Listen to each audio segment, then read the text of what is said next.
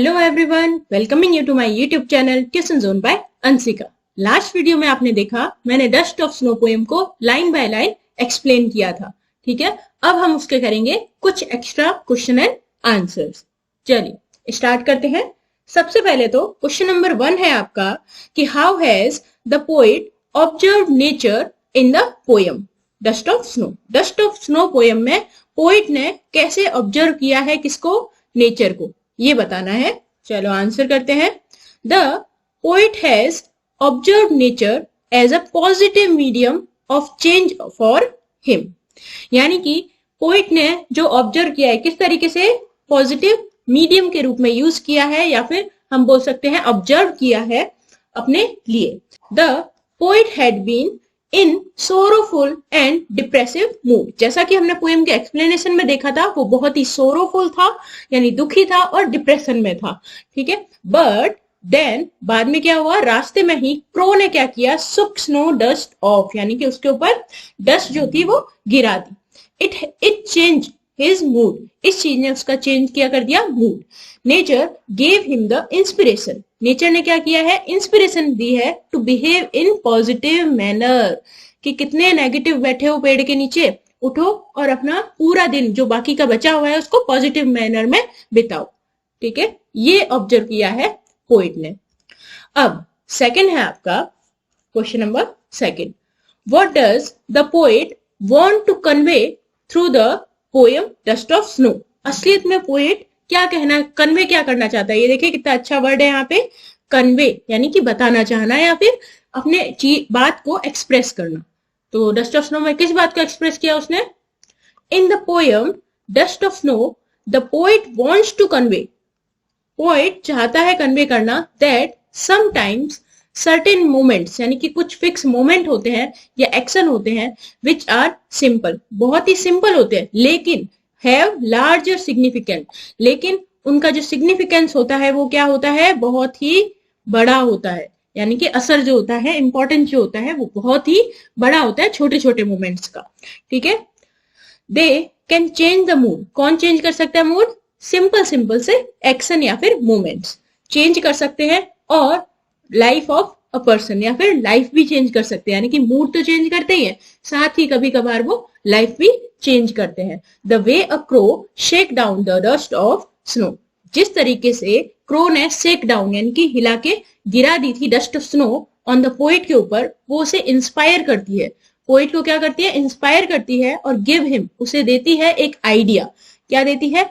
Idea to shake off his depressive thoughts. जिस तरीके से क्रो ने जो बर्फ होती है अपनी जगह बनाने के लिए पेड़ के ऊपर बर्फ नीचे गिरा दी थी, स्नो जो थी वो नीचे गिरा दी थी, तो उसी तरीके से राइटर को भी अपना जो डिप्रेसिव थॉट्स जो है ना वो शेक ऑफ कर देने चाहिए। शेक ऑफ यानी कि गिरा देने चाहिए, और बिकम चीयरफुल, और खुशनुमा इंसान बन जाना चाहिए। एंड डू समथिंग यूजफुल, और उसे क्या करना चाहिए? कुछ यूजफुल करना चाहिए। जिस तरीके से राइटर जो है ना वो पेड़ के नीचे बैठा हुआ था उदास सा, तो जैसे कि न्यूटन के ऊपर भी सेब गिरा था ना, एप्पल, तो उसको दिमाग में आइडिया आया था। उसी तरीके से यहाँ पे डस्ट ऑफ स्नो, यानी कि स्नो पक्के छोटे छोटे जो पार्टिकल थे वो राइटर के ऊपर गिरे, और बताया कि भाई ये जो बचा हुआ दिन है उसका यूज करो डिप्रेसिव नेचर की बजाय। ठीक है, चलो क्वेश्चन नंबर 3 पे चलते हैं। बहुत इंपॉर्टेंट क्वेश्चन है ये वाला। देखिए कि what side of nature do crow and hemlock represent. इसमें मैंने आपको पोएम एक्सप्लेन करते हुए भी बताया था कि क्रो किसको एक्सप्रेस कर रहा है और हेमलॉक किसको एक्सप्रेस कर रहा है। ओके, तो यहाँ पे पढ़ लेते हैं। Crow is black. क्रो क्या है? ब्लैक है। हार्श वॉइस्ड बर्ड है, यानी कि बहुत ही उसकी वॉइस जो होती है वो हार्श होती है, कर्कश होती है। एंड हेमलॉक जो है इज अ ट्री, एक ट्री है जो क्या है? पॉइजनस है, और उसके जो फ्रूट होते हैं या फिर जो फ्लावर्स होते हैं वो बहुत बिटर होते हैं, यानी कि कड़वे और जहरीले होते हैं। ठीक है, तो दोनों ही क्या नहीं है? ब्यूटीफुल नहीं बताए गए हैं पोएम में। वो क्या करते हैं? They represent dark, depressive, sorrowful and bitter side of nature. Nature की क्या, किस चीज को बता रहे हैं वो? कि जो क्रो और हेमलॉक है वो डार्क है, डिप्रेस नेचर के हैं, सोरोफुल है, और उनकी एक कड़वी साइड है नेचर की। लेकिन फिर भी उन्होंने क्या किया? ऐसा मूवमेंट किया जिससे राइटर का मूड बदल गया। यानी कि जो हमारी जिंदगी में डिप्रेसिव, सोरोफुल और बिटर साइड होती है, वो भी कभी कभी ऐसे एक्शन हो जाते हैं उसमें हमारे, जिससे हमें फायदा मिलता है। क्वेश्चन नंबर 4 पे चलते हैं। ये है आपका question number 4। Why does the poet use such poetically uncommon word and tree? यानी कि पोइट में ये जो है ना आपका पोइटिक जो हमारा नेचर होता है, उसमें हम जैसे नाइटिंगेल बर्ड्स को यूज करना, ट्री में भी आप है ना बहुत अच्छे रोजेस वगैरह इन सब के, या फिर ट्यूलिप्स के जो हमारे पौधे होते हैं हम उसको यूज करते हैं। लेकिन यहाँ पे ये क्या बताता है, रिफ्लेक्ट यानी बताना, क्या रिफ्लेक्ट करता है पोइट का अनकॉमन बर्ड और ट्री का उसने यूज क्यों किया, ये हम आंसर में देखते हैं। देखिए, the poet seems to be in a depressive and sorrowful mood में वो नजर आता है। इन सच मूड, ऐसे मूड में one can not think of sweet and beautiful side of nature. जब हम सैड होते हैं तो हम पॉजिटिव साइड या फिर स्वीट साइड नहीं देख पाते हैं। तो इसी चक्कर में the harsh, bitter and poisonous image जो आती है उसके माइंड में आई राइटर के। That is why he uses uncommon, harsh, ugly crow and poisonous tree like hemlock उसने अपनी पोयम में यूज किया। ओके, यही वो रिफ्लेक्ट करता है। क्वेश्चन नंबर 5 है हमारा, ये रहा। जस्टिफाई करो the role of crow in the poem. Poem में जो क्रो था उसका रोल क्या था डस्ट ऑफ स्नो पोयम में, और कैसे उसने चेंज किया पोइट के मूड को। तो देखिए, आई थिंक, क्योंकि जस्टिफाई वाले में हम अपना विचार लिखते हैं, तो हम लिखेंगे I think the way snow dust was सेकन of, यानी कि जिस तरीके से स्नो सेक ऑफ हुई थी उसने चेंज कर दिया राइटर का mood. Perhaps it gave the poet inspiration and idea to behave in a same manner, यानी कि जिस तरीके से उसने अपना जो बर्फ है, स्नो जो है वो गिर गई है, यानी कि जो लीव्स के लिए नेगेटिव चीज है वो झाड़ दी गई है, तो उसी तरीके से राइटर को भी क्या करना चाहिए, शेक ऑफ कर देना चाहिए उसका डिप्रेसिव थॉट्स एंड रिवाइव करना चाहिए उसका चीयरफुल मूड। अपने मूड को चीयरफुल बनाना चाहिए, हैप्पी बनाना चाहिए। मुझे मालूम है रिवाइव वर्ड याद आके आपको पबजी की याद जरूर आई होगी। अगला क्वेश्चन करते हैं हम। क्वेश्चन नंबर है हमारा 6।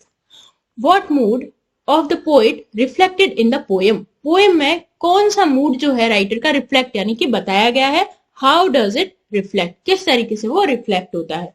तो द सोरो एंड सोरोफुल और डिप्रेशन मूड जो था राइटर का, वो क्या किया गया है, रिफ्लेक्ट किया गया है पोएम में।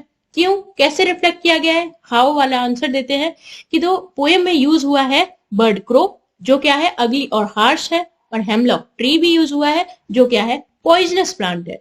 तो यही रिफ्लेक्ट करते हैं पोइट के मूड को। ठीक है, तो इसमें दोनों का आंसर आ चुका है।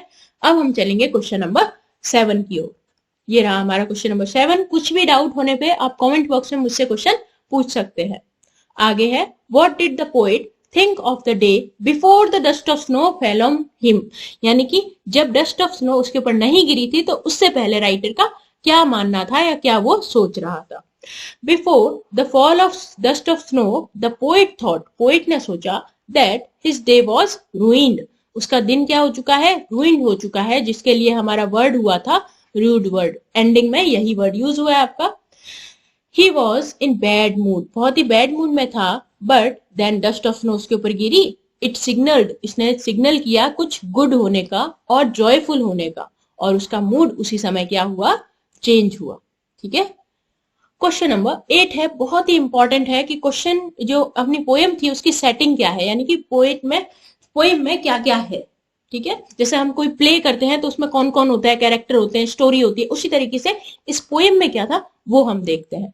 पोएम में था कि the poem present a perfect setting present करती है। देयर आर 4 एलिमेंट, कितने एलिमेंट है यहाँ पे, 4 एलिमेंट है पोएम में।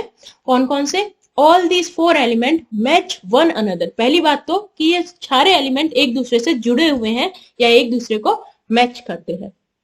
कैसे, फर्स्ट चीज है आपकी स्नो, स्टैंड फॉर डिप्रेशन के लिए स्नो मतलब रहती है कि जिस तरीके से स्नो गिर गई थी उसी तरीके से राइटर का डिप्रेशन भी गिर जाना चाहिए, यानी कि हट जाना चाहिए।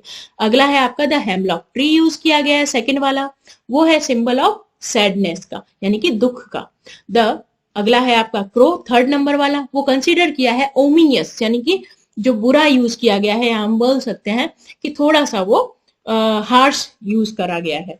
द पोएट का मूड, नेक्स्ट चीज आपका क्या है कि पोएट का मूड भी तो था, फोर्थ थिंग वो जो क्या था, सैड था। बट सडनली एकदम से क्या हुआ, एक तरीके से क्रो ने हिलाया हेमलॉक ट्री को और उससे डस्ट ऑफ स्नो गिरी और इस चीज ने पोएट के मूड को चेंज कर दिया। तो ये आपकी सेटिंग थी जिसमें 4 एलिमेंट थे जो हमने बताए। कौन कौन से थे? स्नो थी, हेमलॉक ट्री था, क्रो था और पोएट का मूड था। ठीक है, ये थी आपकी सेटिंग पोएम की। चलते हैं 9th क्वेश्चन पे। हाँ, यहाँ पे क्वेश्चन है आपका कि where was the poet and what happen to him. पूरी कथा में गाना गा दिया और लास्ट में पता चला कि सीता कौन थी। क्वेश्चन आ गया। चलिए देखते हैं हम इस क्वेश्चन को। The poet was under a hemlock tree. Poet किसके नीचे था? हेमलॉक ट्री के नीचे था। देयर वॉज स्नो एवरीवेयर, क्योंकि विंटर का मौसम था तो हर जगह स्नो थी। The tree was covered with snow.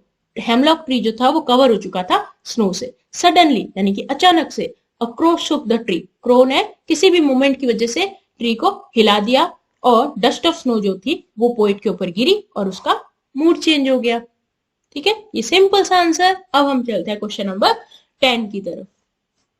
ये रहा, how was the poet mood. Poet का मूड कैसा था और what brought a sudden change. उस मूड में एकदम से चेंज क्या हुआ। आंसर देखते हैं। The poet was in bad mood. बहुत ही बैड मूड में था, डिप्रेसिव में था और he considered that his day was रूइन। उसका जो दिन है वो तबाह हो चुका है, खराब हो चुका है। बट क्रो ने क्या किया, ट्री को हिलाया, उससे डस्ट ऑफ स्नो गिरी उसके ऊपर और उसका मूड चेंज हो गया और रेस्ट ऑफ जो था वो उसका बच गया उसके लिए, क्योंकि वो उस मैनर को वो उस डे को किस मैनर में यूज करने वाला है, पॉजिटिव मैनर में। ओके, तो ये आपका टोटल मैंने 10 क्वेश्चन कराए। ये है आपका होमवर्क, बहुत ही इंपॉर्टेंट होमवर्क है। अगर आप इसके आंसर लिख पाए तो मतलब कि इस पोएम में आपको कुछ और याद करने की जरूरत नहीं है। फर्स्ट है, आप देखिए कि what did the poet think of the day before the fall of dust of snow. जब तक डस्ट ऑफ स्नो उसके ऊपर नहीं गिरी थी तब तक पोएट का सोचना क्या था। सेकेंड है आपका कि what is the central idea poem का, क्या है। पूरा का पूरा हमने सेंट्रल आइडिया को हर क्वेश्चन में रिपीट किया है। आई होप आप लोगों को समझ में आया होगा। थर्ड है आपका what do the crow and hemlock symbolise. Crow और हेमलॉक किसके सिंबल है वो हमने क्वेश्चन नंबर 3 या 4 में देखा था। फोर्थ है आपका what does the poet mean when he said. जब उसने बोला कि saved some part of day, उसने कुछ दिन का पार्ट बचा लिया, तो उसको वो कैसे एक्सप्लेन करोगे आप। क्वेश्चन नंबर 5 है कि where was the crow sitting. Crow कहाँ था और उसने क्या किया। जो उसने किया उसी वजह से तो पोएम लिखी गई है। तो आई होप आप लोगों को ये सारे क्वेश्चन और सारे एक्सप्लेनेशन पोएम का अच्छा लगा होगा, समझ में आया होगा। तो don't forget to subscribe my channel and hit the like button. अगर आपको कोई भी डाउट है तो आप कमेंट बॉक्स में मुझे कमेंट करके पूछ सकते हैं। मैं हर कमेंट का आपको रिप्लाई तो देती ही देती हूँ। Thank you so much for watching.